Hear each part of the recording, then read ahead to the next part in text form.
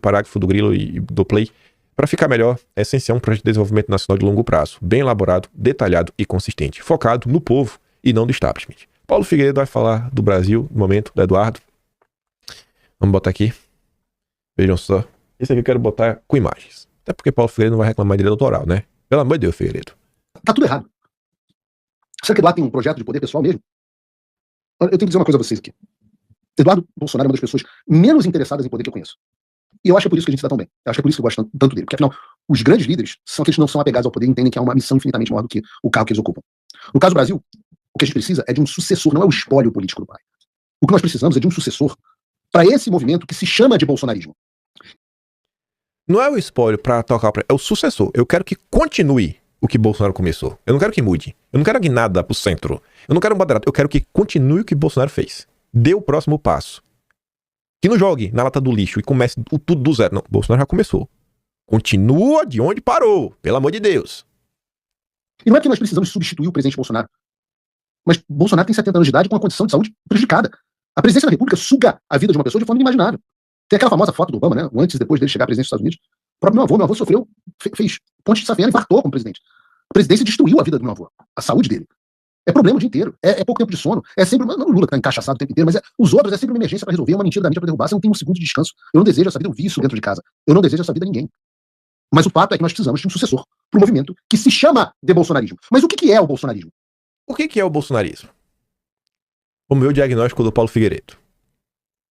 O que é bolsonarismo? Eu às vezes acho que, por mais estranho que isso possa soar a vocês, nem mesmo o Bolsonaro compreende bem o que é o bolsonarismo. E eu concordo com o Paulo Figueiredo.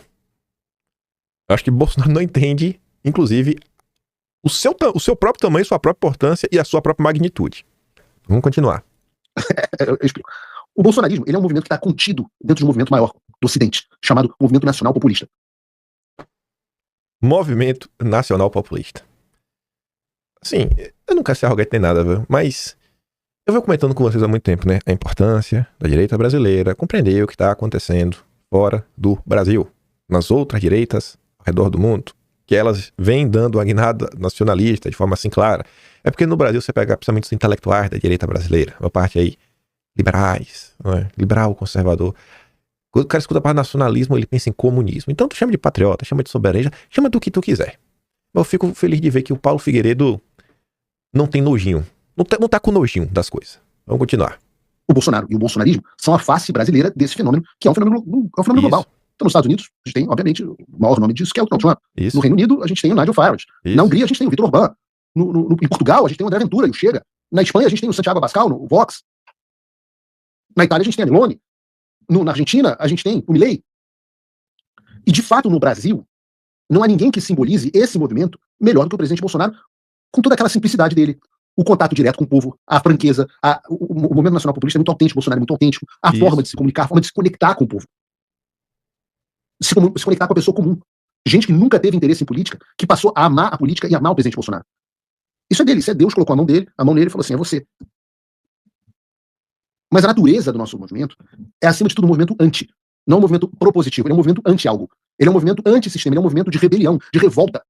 Ele é a revolta de você, a sua revolta, a revolta das pessoas comuns contra uma elite, que é muitas vezes uma elite financeira, que é, por exemplo, a Faria Lima. Tô gostando. O que eu falo, gente? Falou, ó, a gente tem que sair do anti e dar o próximo passo. É um movimento propositivo. Tá me assistindo, né, Paulo Figueiredo? Tá aprendendo. Essa parte não, porque eu tô falando isso tem um bom tempo, né? Encontrar eco em alguma outra voz, isso me deixa muito feliz, sabe? Isso me deixa feliz. Eu acho que isso aqui é importante, gente. Não, assim, eu acho que às vezes a direita... Eu não faço não, porque eu não... Eu falo o seguinte, acho que às vezes a gente também temos que discutir alguns assuntos para além da notícia do dia. E assim, se a pessoa for... Porque assim, eu tenho um programa de bancada às vezes, porque assim, o que tu achou disso aqui? Aí 5 pessoas diferentes da mesma opinião sobre a mesma coisa. Aí ficou meia hora discutindo a mesma coisa, só com opiniões diferentes, mas que no final do dia assim, isso aqui é ruim. É basicamente isso.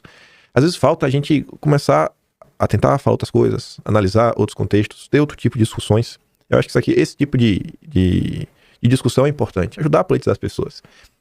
Paulo Figueiredo que já falou alguma coisa que já deixou o Constantino maluco.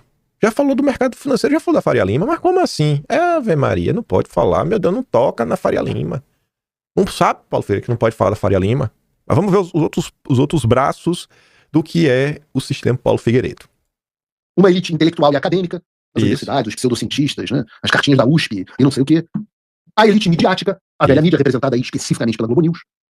E uma elite política. Uma elite política, o centrão, o establishment.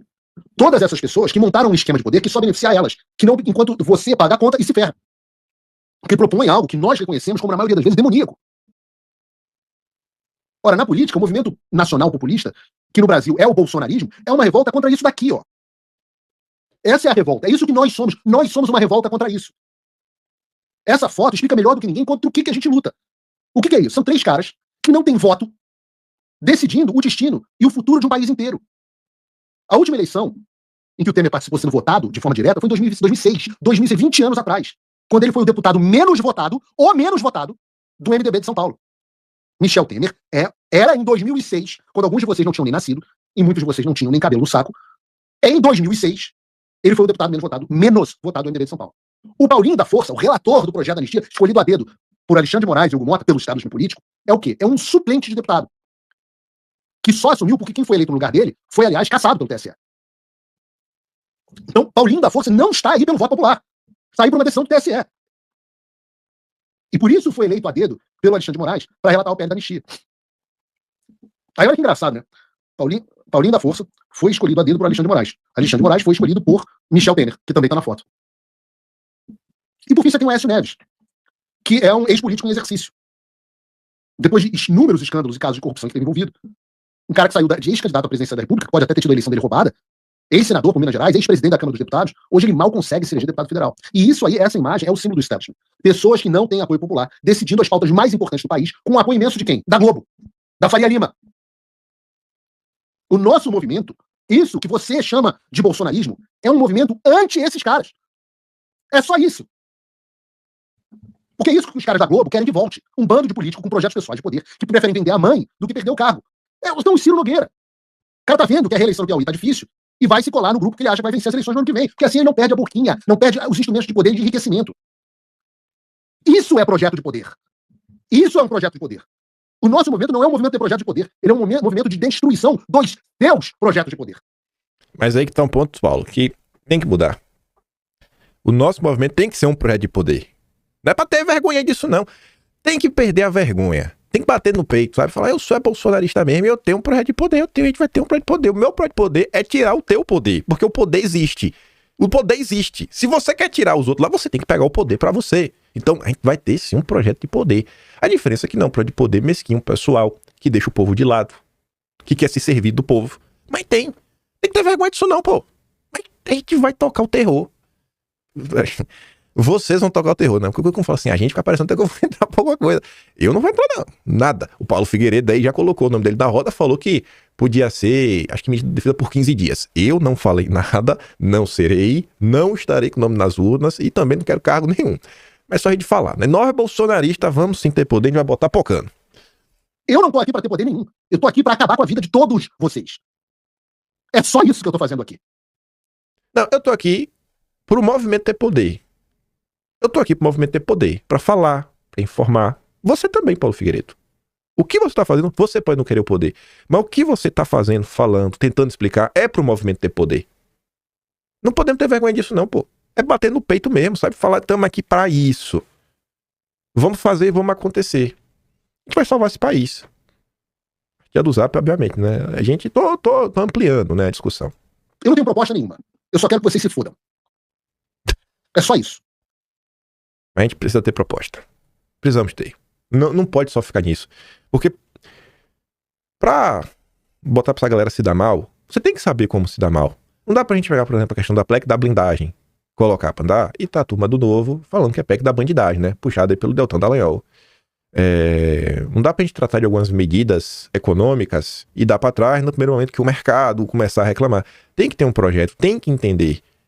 E mais do que só o projeto, a gente também tem que entender o país, a sua amplitude e a sua complexidade histórica. Entender os agentes não apenas o que eles representam hoje, mas o que eles representam ao longo do tempo. A Globo, todo mundo consegue entender que é uma peça do sistema, mas como surge a Globo, como cresce a Globo, quem já apoiou a Globo, qual o papel dela ao longo da história do Brasil. Isso é importante. Quem tá por trás do Estadão, a família Mesquita, qual o papel da família Mesquita? A gente tem que entender isso daí também.